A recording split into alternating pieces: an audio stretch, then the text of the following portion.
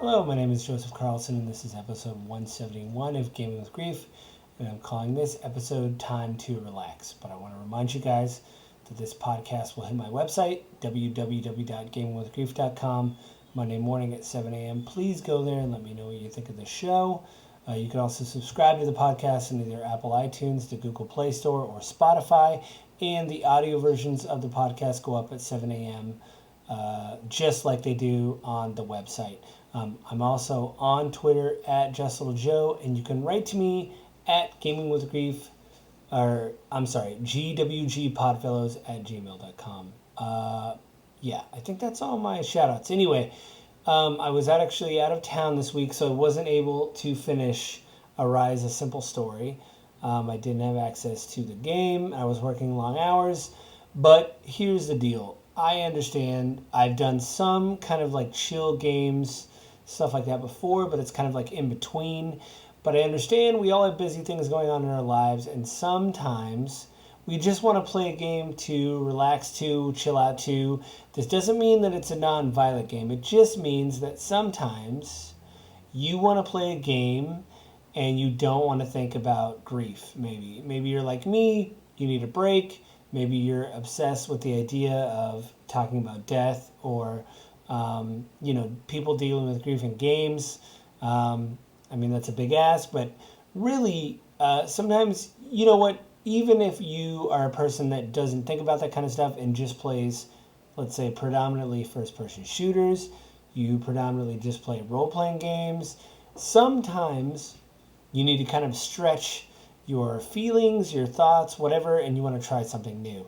Now, this is a lot easier nowadays than it was before, because before you would have to pay a lot of money for games.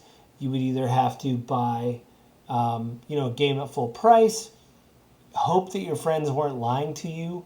Maybe you were lucky enough to be old enough, like I am, to rent a game for the weekend and go, I really don't like this, whatever.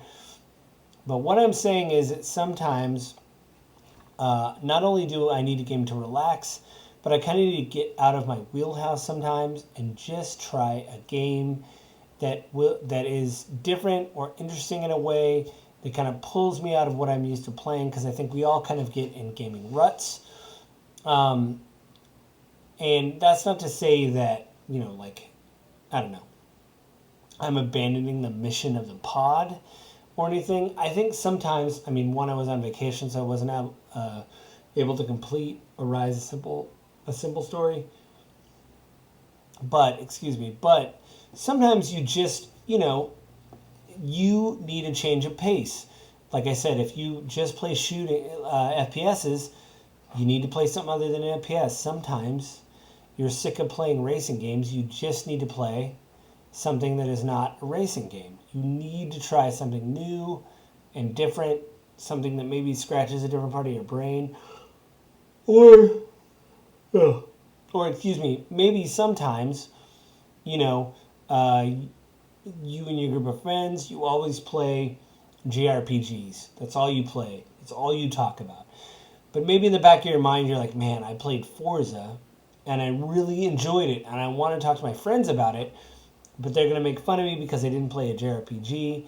I'm just generalizing. I'm not making fun of people that play JRPGs. In fact, one of the games I'm going to shout out in this episode is a JRPG. But lately, I've been trying to come up with a schedule for the podcast. I still love doing the podcast, but to play games that deal with grief and death and people dealing with those things back to back to back can sometimes get a little heavy. So I do episodes where early on in the 85s or 86s, I did a live play of D&D because I feel in a way that is therapy. It allows me to kind of disassociate from life, which I don't think is a negative. Sometimes people need rest. They need to relax. They need to kind of, again, think out of their wheelhouse. There's this idea, too, that I was reading about when you read the news or you just focus on one thing over and over again. Whether it be politics or religion or art or anything, you get mentally burned out on just focusing on one thing over and over and over again. And I want to shout out some games now that I think have helped me kind of pull myself out of what I'm used to playing, which is games to do with grief, and are just actually good time. One of the games is an older game, which you might find kind of strange. I don't actually have the info for the game, but it came out, I want to say 2016, and that's Dragon Quest 11, and that's all I'm going to call it because it's got like 3 names. It was released for several different systems. It's on Game Pass. I bought it on the Switch. It was on sale before it was on Game Pass.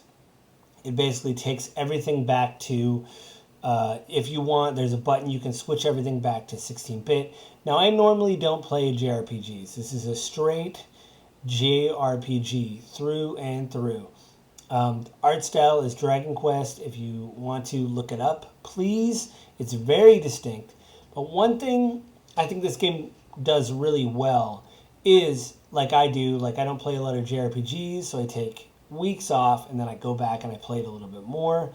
What I found is they do these really amazing things where they show you, they do these quality of life things, which I think not a lot of games do, but they should, to show you like, hey, let's ease you back in. The number one thing they do, which I totally think more games should do, is they give you a prologue or a previously on when you're playing the game. Say it took several months off, which I've done playing Dragon Quest XI, and I'm like, oh man, it's been 3 weeks, I don't really remember what was going on. They have previously on, here's where your hero was, here's what you were doing, and here's the town you were in, just to kind of like refresh your memory. And then all those things you were doing in like maybe 3 paragraphs comes flooding back, and you say, oh my God, now I can do these things and I can get these things done. To me, that's great. And that's something that I think more games need to do. You know, they need to say, hey, this person hasn't logged in 2 weeks, a month, whatever. Let's just give them a little refresher and let them know what they were doing. To me, that's pretty cool. Again, more games need to do this. When you log in, they say, oh my God, let's just brush up. Now, I know a lot of people complain about this with mechanics. Oh man, I don't know how to do a dodge, how to do this, how to do that. With a turn-based game, because that's what Dragon Age 11 is a turn-based game, which I don't play a lot of. I think this is me, kind of as an aside, beseeching people out there, please, if, again, you only play one type of game, sometimes change it up and try to talk to yourself, hey, I don't normally play racing games, but with Xbox Game Pass, either on the console or PC, or now with PlayStation Plus, either Essentials, which is the base tier, Extra, or Premium, say, hey, there's all these games that are now available. If you can afford it, again, it's a subscription service, so you have to decide if you can afford the game or not. You have to sit down and say to yourself, oh, I can afford this, but let me look through this roster of games, which is what I do all the time with these services. Instead of buying a game, I will look through these games over and over again, or at least the list of games, and decide, oh man, you know, I haven't really played this game or that game. I missed this one. I want to play this one, and I'll make a list. Hey, this is a long game, but now that it's included in the service, it's not really costing me any extra, even though it is costing me, but I'm paying for it. I need to go through and play these games. One of them was Dragon Quest XI. I'm playing it on my Switch. Again, I got it on sale. But it reminded me that I hadn't played in a while when I saw them on both PlayStation. I think it's on PlayStation Extra, and I know it's on Game Pass. I thought, man, I need to go back and play that game. Again, that's one of the things it does, is it gives you kind of a brush up to say, these are the things that happened last time you logged in. Here's what's going on. Here's what you need to do in this town. And another thing it does really well is, I was playing a thief character, one of your party members. He's good at picking locks. And in the top banner, I was playing it handheld on my Switch, you'd find treasure chests in a town you were in. And it would light up and say, you found 4 of 11, 5 of 11. And I thought, oh, that's great. Because how many times have you been playing a game and you're talking to a friend, and all of a sudden someone says, hey, did you find this really cool sword? or this cool armor piece, or this gem that you can slot to your armor and do all this extra damage. You say, man, or woman, whoever, I missed it. Don't know. Didn't see it. Oh, well, it was in this area and you missed it. I like the opposite. The game actually tells you, hey, in this area there's 4 for 11 things. You're almost there. I think I got 9 to 11, and it kind of clicks this box in my brain where I'm like, I'm going to find every piece of this treasure that is in this town. I'm going to go through and systematically check off every box. It's a great thing. A lot of people complain about games with lists or a check mark or something like that, or the 8 out of 11, 9 out of 11. I think this helps because it helps you kind of narrow your scope going. And that bar disappears when you leave the area that those treasure chests are in. So, hey, when that bar appears and I know I have 8 of 11, I need to find the next 3. And that's something that I think more games should do. I was playing Mad Max years ago with my wife. It was on PS4. A lot of people said the game was, I don't know, kind of half-baked or whatever. But what I really liked about that game is you would find a collectible. It's like, you found 1 out of the 5 collectibles in this area, and it would check a box. And you're like, thank you so much, game. I don't have to waste my time. I got this one. It's marked on the map, and I know I only have 4 more to get in this area, or 5 more, or whatever the check mark was. Things like that to me is a great quality of life, things that I think more games should do. Now, the second game I'm going to talk about really quickly is called Midnight Fight Express. It's on Game Pass. It came out a few weeks ago, and it's basically a beat-em-up and kind of an isometric thing. It basically is like stringing combos together. You're basically a cold-blooded killer trying to beat up these gangs that have taken over the city. There's 40 levels. You can replay the levels to kind of do better, get a better score, find all the hidden collectibles, which are golden teeth, which you knock out of people's heads by beating them up, which I think is pretty good. Or you can get the highest score, you can get a high combo. There's all these things once you beat the level. It's like, okay, now there's 5 challenges. You can go back and play these levels and try to get more out of the challenges than not. I haven't got all 5 challenges when I've left a level. In fact, I grade you, and I think the highest grade I've got so far is a C+. So you can go back, man, I really want to 100% this. There's an S rank. I want to get all 5 challenges. The combat is incredibly fluid. In fact, I hurt my thumbs earlier today playing this game because I just kept playing and playing and playing in the morning, and I was trying to decompress. I got some good news at work, but I'm just very tired. I've been traveling a lot, and I just wanted to do something to, just kind of unplug, but kind of vent out what it is. Now, Midnight Fight Express is not a non-violent game. It is very violent. You beat people up. There's blood all over. People have word bubbles over their head. They say really messed up things. Bombs explode. They hurt people. You get to throw things at people. You shoot people. But I think there's something about that that's kind of cathartic, and you get to release some pent-up aggression. And, it was just a good time. If you want to mess your wrists up and you want to play a game for quote-unquote free because it's on Xbox Game Pass, I played it on console on the Xbox Series X.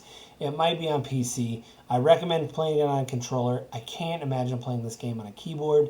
I think it would just be too much. But there's a lot of good quality of life things. When you die, you come right back in the action, so you don't have to worry anymore about, oh, I missed it, blah, blah, blah. I got to wait for a load screen. You just go. So I think those are the 2 games so far that I am playing, that I am enjoying to relax. I'm actually going to play a game next week with a friend. It's a single-player game we're going to talk about in the pod. We don't really have the ability to play co-op, but we're going to basically start a Xbox party chat and talk while we're playing it. So I think that'll be really great. So with all that, I think that's the end of the episode this week. I want to remind you guys that this podcast will have my website, www.gamewithgrief.com, Monday morning at 7 a.m. Please go there and let me know what you think of the show.